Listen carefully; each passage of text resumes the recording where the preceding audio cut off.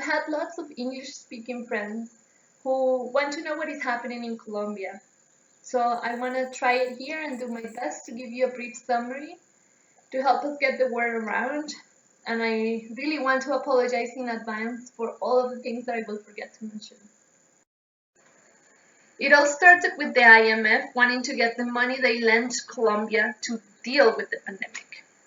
There have been some financial assistance and food packages that apparently the government has been giving people, but I really honestly only know one person who receives a $20 per month stipend, who is unemployed and has 3 kids. So I'm not really sure where all that money is going or has gone, but I can only guess that it went where it always does, to the hands of the politicians from us, and don't even try to hide it. On April 27th, a protest was called by various sectors of the population. This protest was in response to an economic reform bill that sought to tax the middle and low-income families. This economic reform was proposed by the ex-Minister of Finance, who had no idea how much a dozen eggs cost the regular Colombian, yet was proposing to tax everyday food items. This protest quickly became a way for all sectors of society to express their discontent with government policies that forever have impacted their lives, and to express the frustration Colombians have with the entire political class, left, right, and center. All of this because of the corruption we experience. So to give you an example, a congressperson makes about 34 million pesos, so roughly about 10,000 US dollars a month, while minimum wage salary, that is if one is lucky enough to have a salaried job and not a day-to-day job, is about 800,000 pesos or about 300 US dollars. If you ask a protester why they're there, chances are you will get 10 different answers. University students are marching because of increased tuition fees and lack of infrastructure support in their universities. High school students are marching because of the lack of opportunities after they finish school. Elementary school kids are marching to demand better quality in their education. And yes, elementary students. This is the youth revolution. I've seen 11-year-olds at protests who are able to connect many injustices their generations, their siblings, their parents, and grandparents' generations are facing. The kids who can march are glued to their windows with flags and signs expressing their support for the protest. Others are protesting a health reform that was going to turn our already collapsing health system into a system more like the US, where you pay for pathologies, and will turn that into a more privatized system with limited access for those who cannot afford it. Others are marching because of labor reform, so that we don't get paid per hour and the minimum wage salary is not based on geographic location, and so that employees have to give us permanent jobs and not contract-based jobs. Others are marching because of the pension reform, others to protest the amount of community leaders that have been assassinated to date, others because of the peace agreement, which was signed in 2016 and hasn't really been upheld. Others because Afro-Colombian communities who live in the richest territories in terms of resources are some of the most impoverished towns. It is all stolen by politicians.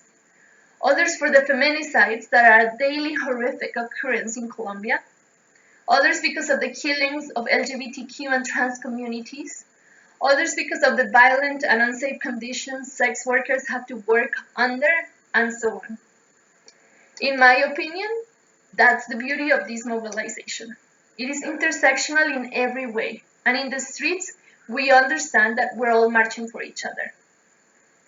When the first few days of violent repression against protesters increased, students in Cali, who were experiencing most of the violence, called on the indigenous guard to come protect them. They responded to the call, and armed with sticks and machetes, they captured many of the police officers beating and killing people. Some of the captured officers were dressed as civilians and used to infiltrate the protests and cause chaos to what had been, for the most part, peaceful protest until the police and the anti-riot police, yes, the ones that look like Robocop, arrived. Colombia, which has had a very violent history of colonization and neocolonization, where for the most part its indigenous and Afro-Colombian and peasant communities have suffered the brunt of the violence, so our ugly racism spread out like fire. In a well-off neighborhood in Cali called Ciudad Jardín, people started to express their frustration at having to ask permission to the indigenous guard to pass through certain roads, or at the fact that many of their servants were not able to get to work, so their super privileged lives were disrupted a little bit, and they weren't having it. With the support of the city's mayor, some of these people, both former and current police officers, armed themselves and decided they will stop the blockades. They staged some ridiculous videos trying to frame the indigenous guard as violent and having attacked them first, but really all the videos, including the ones they edited, make it so obvious that the indigenous guard was trying to get through the road from Cali to Jamundí, and they only reacted when they started getting shot at. It was present-day racism at its best. White and mestizo people in Cali yelling at the real owners of the land that they didn't belong there and to get out of their city.